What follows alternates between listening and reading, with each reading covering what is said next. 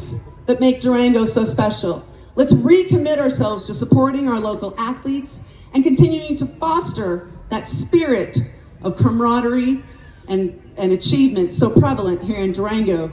And while we're here, look around you. Look to your left, look to your right, because it is very likely that the next world champion is here in the audience today. I don't doubt it. The competitive spirit and nature of this community is definitely the force to be reckoned, and Sepp has now provided us that springboard to go forward and continue that legacy. So congratulations, Sepp Kuss, and thank you for making Durango shine brighter than ever before. Thank you, Mayor Melissa Yusuf. You are my kind of mayor, no doubt about it.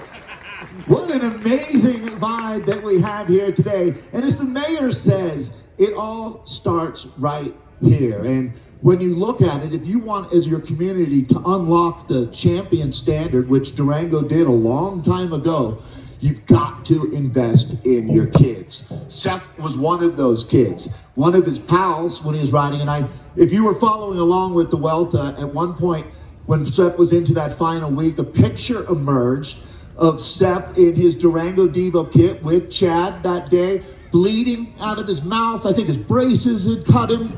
And that was, I was asking our next guest about this, that was just another day at Durango Devo. If a kid wasn't bleeding, it wasn't a good ride. So, that being said, some folks have really leaned in on this one. These two, Sepp and our next guest, were born in the same hospital. They went to school together. They rode bikes with Durango Devo all over Colorado and then around the nation. This is a great place to start. Let's bring up now the current director of Durango Devo, Levi Kurlander. Come on up, Levi.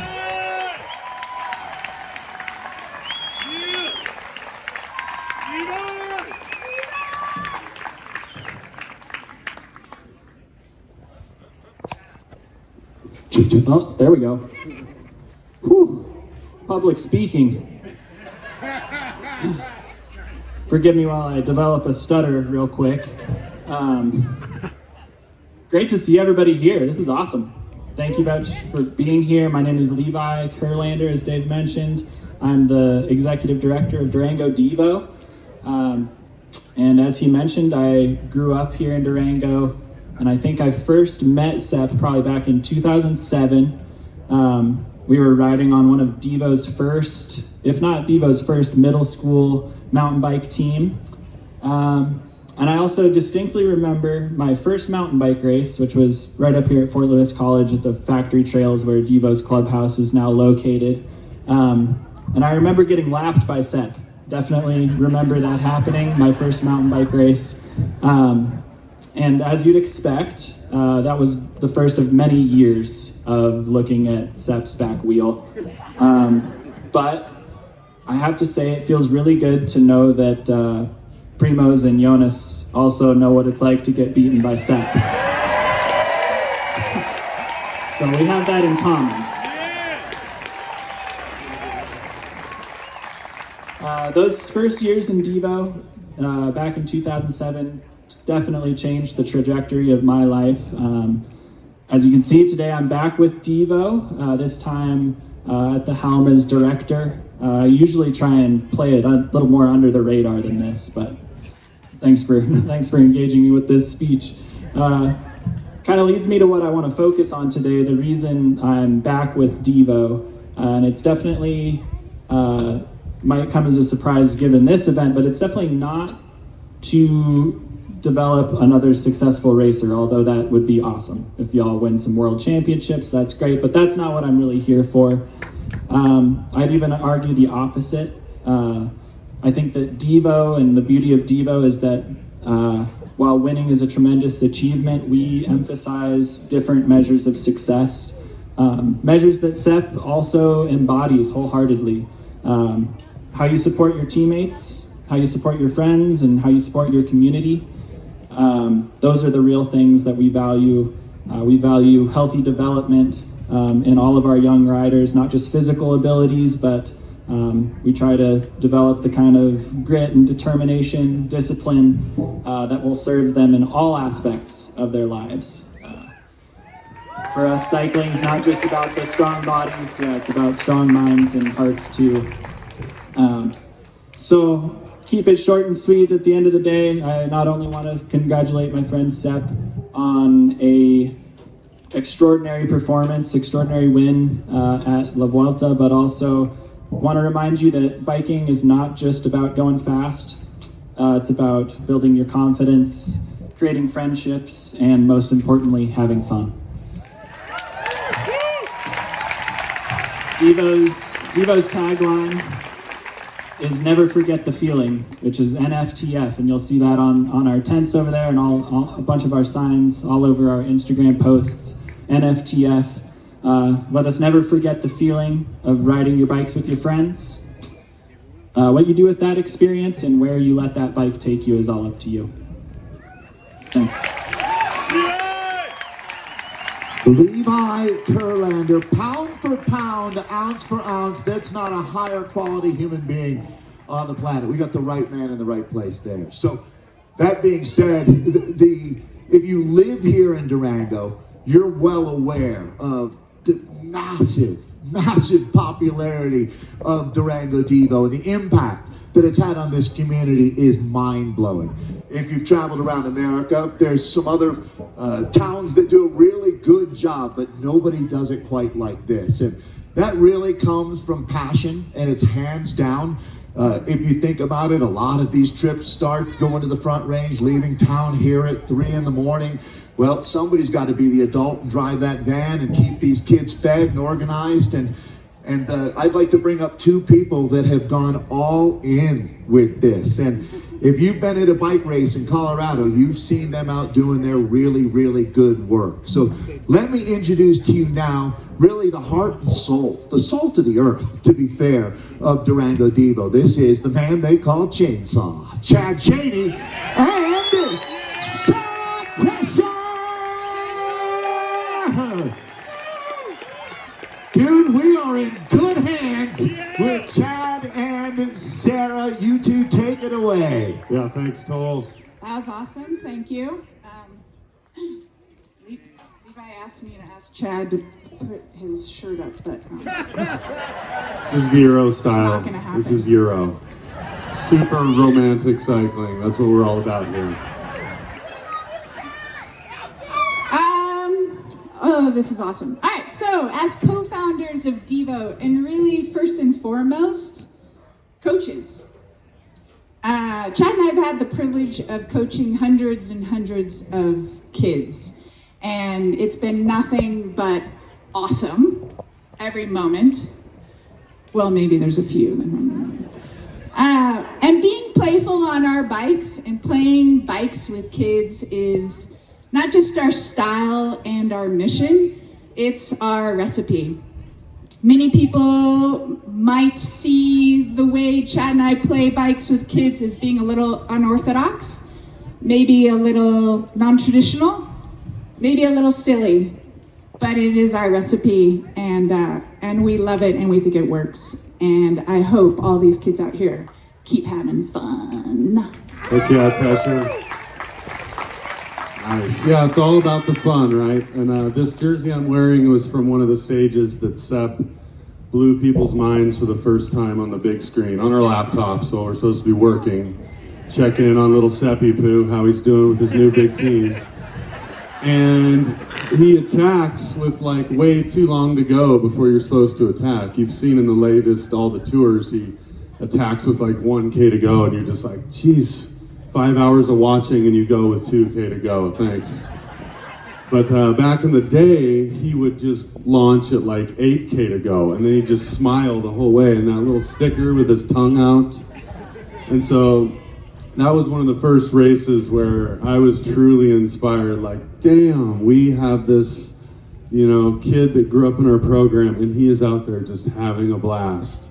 Like, I don't care about how you're supposed to do road races. I'm just gonna attack and have fun and see if I can make this stick and take the W. And he won that day, and everybody's like, oh my goodness, this guy's got talent. So You know, I told you that little story, and one, because I'm wearing the jersey and it's too tight. Sepp's a little guy. I don't want to break any zippers. I got an autograph on here. This is on my office wall, so I don't want to break it. But, you know, that's what you do. You climb the mountain, you get in the drops like Pantani, you stick your tongue out, you smile at the crowd as you go by, you unzip the jersey, you let it fly. It's all about looking good and making it fun when you're in the big mountains. Am I right, Sepp? He said yes. He said yes. So yeah, we're here because of Sepp, and he's going to inspire us. I don't know if any of you guys did a commute today and you were just crushing, right? It inspires you when our little local shredder does good. So, you know, next time you're commuting or racing or riding with your friends, throw down a little bit and feel that Sepp vibe. You kids out there, raise your hand, kids.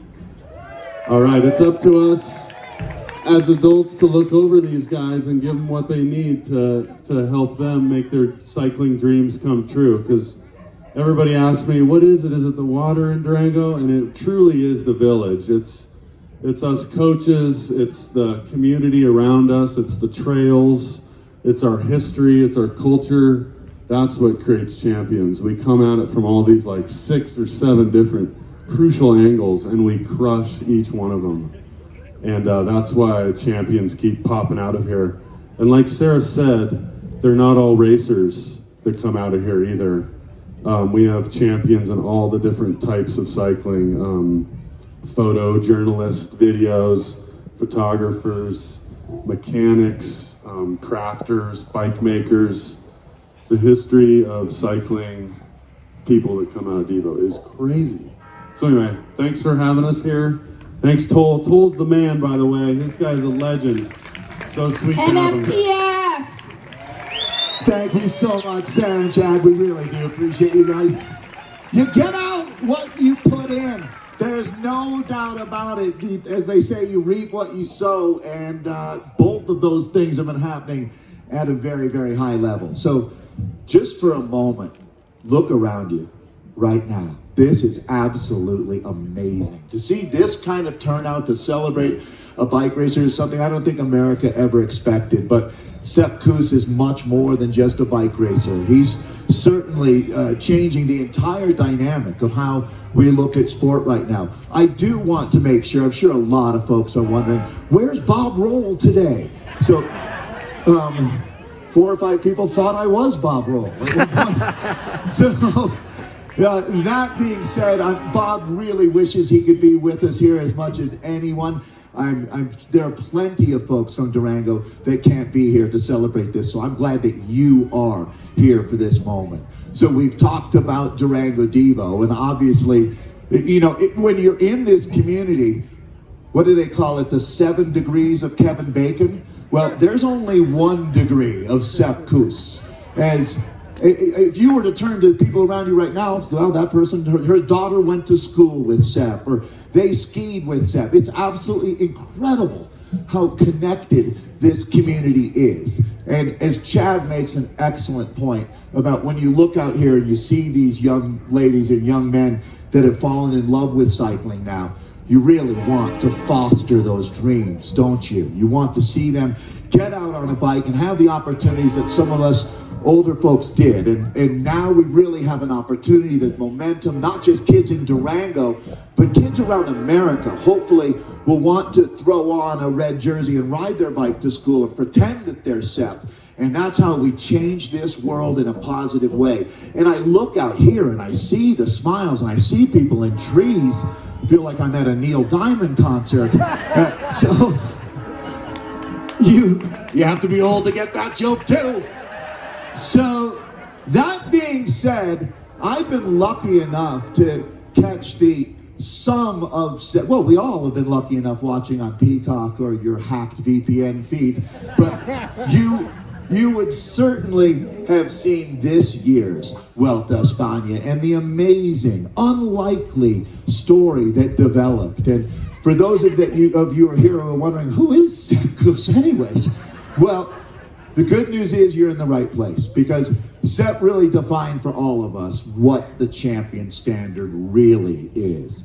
There's a Finnish construct called sisu, which talks about getting outside and having a good attitude. Much exactly what Chad Cheney's life is, to tell you the truth. He should be the poster boy for that. But it's about having fun, supporting your friends, being brave, and taking some risks as well. And that's something that is certainly noteworthy in Sepp's journey.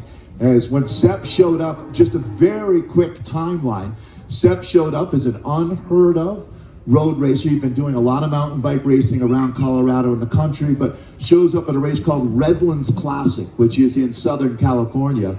He's racing for a team called the Gateway Harley Davidson Squad out of Missouri. It's just such an unlikely team, and but it was an opportunity and a stepping stone. And I think that's really maybe a big part of the Sepp Kuss story, is that it doesn't happen overnight.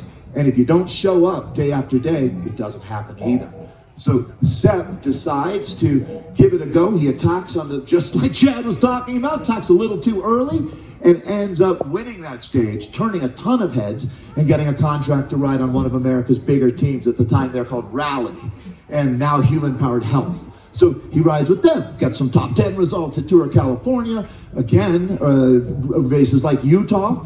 He's just consistently doing the work before he shows up, gets a contract with Jumbo and shows up at the Tour of Utah in 2018 and absolutely demolishes that race. That was one of the most impressive North American stage race performances that we've seen. And that is when Sepp starts cooking with gas as far as being a professional World Tour level cyclist goes. Wins a Vuelta stage, wins a Tour de France stage, and now, ladies and gentlemen, it is time to bring out the man that you are here for, the pride of Durango, Colorado. Let me hear you roar for the Eagle of Durango!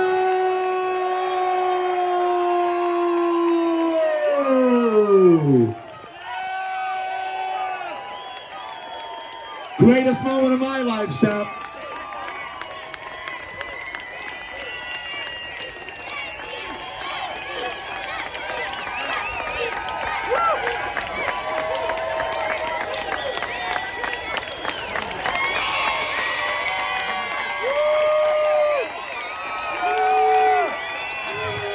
The People's Champion. Does that work for you, Sepp? I mean, connecting to this community, I've never seen anything like it. As a matter of fact, I'm pretty jaded, Sepp, and I've got goosebumps right now. So, I mean, yeah, the connection is so strong. Talk to me about how it feels to be back. And bringing your lovely wife with you as well.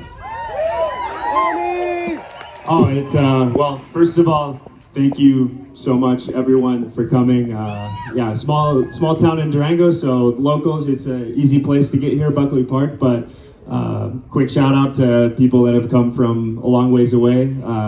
Something that I didn't expect, but it's crazy to see a long line of people all the way out to the end of Buckley Park, and it feels like we're at Iron Horse Weekend or something. So yeah, thank you, everyone. But yeah, it feels amazing to be home. Yeah, it's always Durango. It feels really relaxing to be home, and you kind of just settle into normal life, which is really unique in a place like Durango. But it's been an incredible homecoming. It's your wife's first visit here, I assume, or is it? Nope. No, she's been a few times, okay. But it's her first visit during the fall. So I always take her in November and December, and then Durango can't quite show off as much as it is now with this incredible weather and the leaves. But she feels always welcome, and she, coming from Barcelona, she can see all the quirky differences that we have here in Durango. So that's really entertaining and special to share with her. So this year's Vuelta starts in Barcelona, but before we go there, wanted to get some memories from you. I don't know how emotional it would be for you hearing Sarah and Chad talking. I mean, it has to bring up a lot of good times. And what are your thoughts when you hear them talking about those days, connecting back to Durango Devo? What was your first ride with them?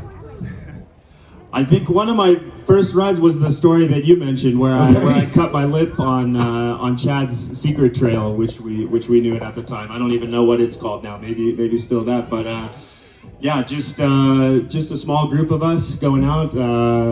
Gino and Alicia Pastori, the Blevinses were there. Let's see, who else? Levi was there. Yeah, I'm forgetting a lot of names. Quite a group. I mean, a really good group, yeah. to think that a world champion in the short track and the Vuelta España champion haven't done the same kids ride. It's pretty amazing stuff. I guess when we look at it now, that journey coming from here in Durango, the amount of support that you have. Chad also illustrated just the incredible group around you. Did many of them make it to the Vuelta this year? Did you have anybody you knew from Durango in the crowd?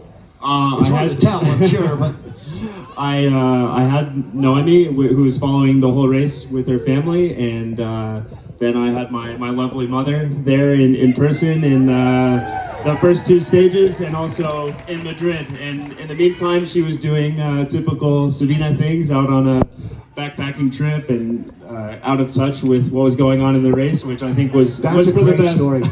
Yeah, so in the Dolomites, if I'm correct, a 62-week long hike, so she has no idea what's going on.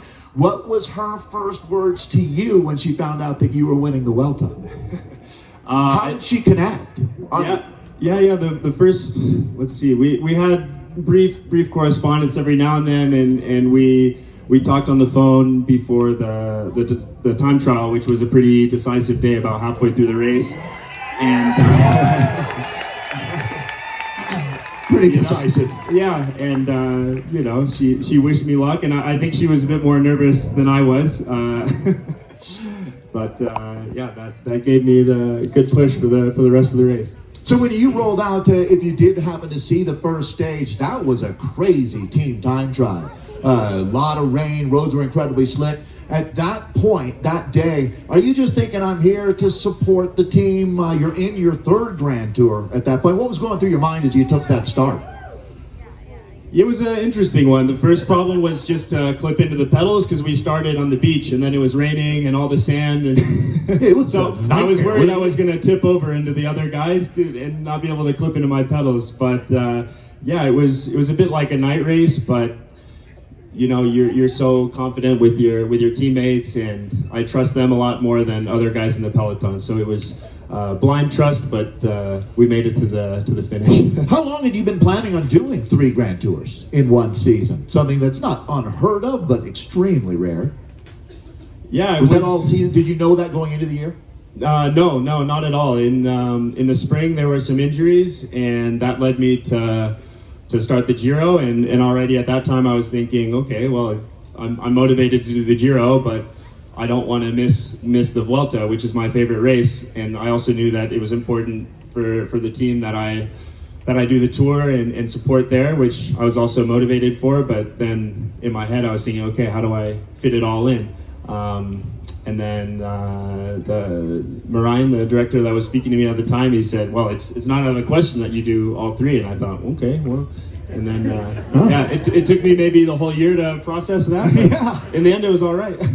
So a lot of folks, and this is a phenomenon that's global at this point, but GC Kuss comes along, and you, at this point, you're starting to get sort of that zeitgeist is coming along. What did you think when you heard about that? That was back in the end of the Tour de France, wasn't it? When you were riding in 8th place, and a lot of folks were saying, look, this guy's a domestique, and here he is in the top 10. Did that put some wind in your sails, just knowing that your great work was being recognized with GC Kuss? Yeah. What did that mean to you? Do you even know who that person is? Yeah. Okay. He's a student at, I believe, University of Pennsylvania. Okay. I don't know. But you don't know him well. It's not like Levi or somebody. Right. Yeah, that's the, we live in a more digital age, and there's these hashtags and memes and everything, and people can identify with that a bit more.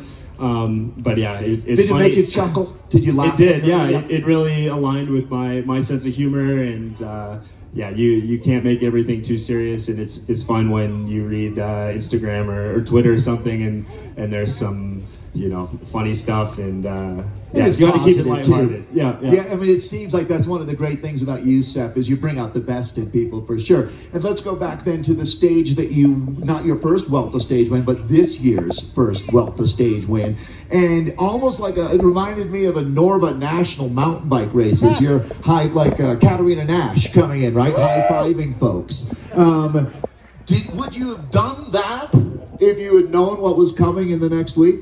Or would you have raced for the extra second, maybe, that you would have gotten? They all turned out to matter, didn't they? No, I mean, I wanted to soak up the victory. That's what you're celebrating, right? Yeah, but I think in the back of my mind, I was also thinking, I don't want to be in the red jersey. That seems like a real chore. I just want to have this. Well, that backfired. Yes.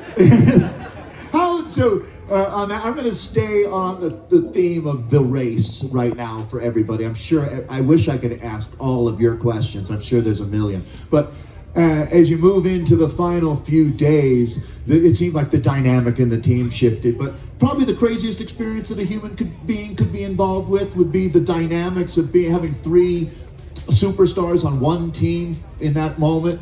Are you able to reflect and think that that's going to make a really good book? Yeah, for sure. I think, overall it was just an unprecedented situation and part of a unprecedented season as well. And I don't think... you never saw it coming, did you? No. Even when you won that stage, you weren't thinking about GC, or were you? When did you first think about GC for yourself?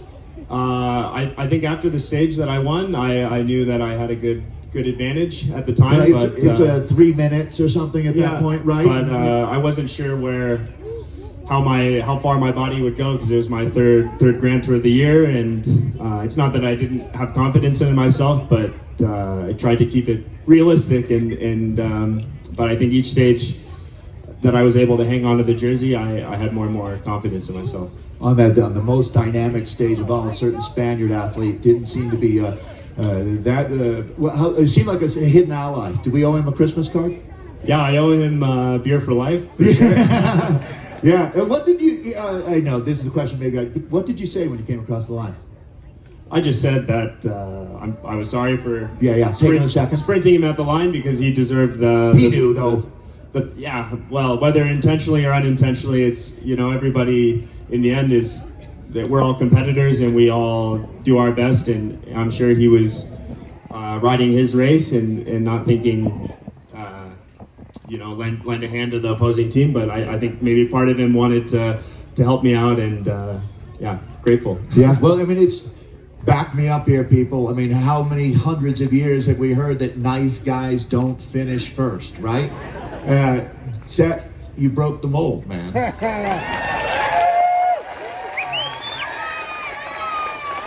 Please tell me this all isn't an act, right? No, we would know, that's for sure. So Sepp, we now, and I did want to, again, one of the great things about being here in America was we had Bob Roll on Peacock, right? And we got to hear your story.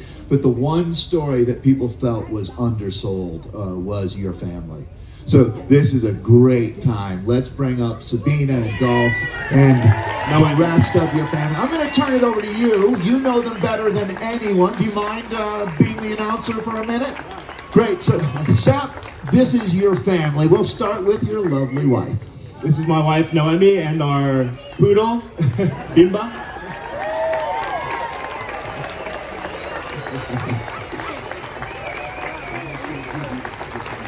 And this is my mom, Sabina. Multiple Iron Horse champion. And my dad, Dolph.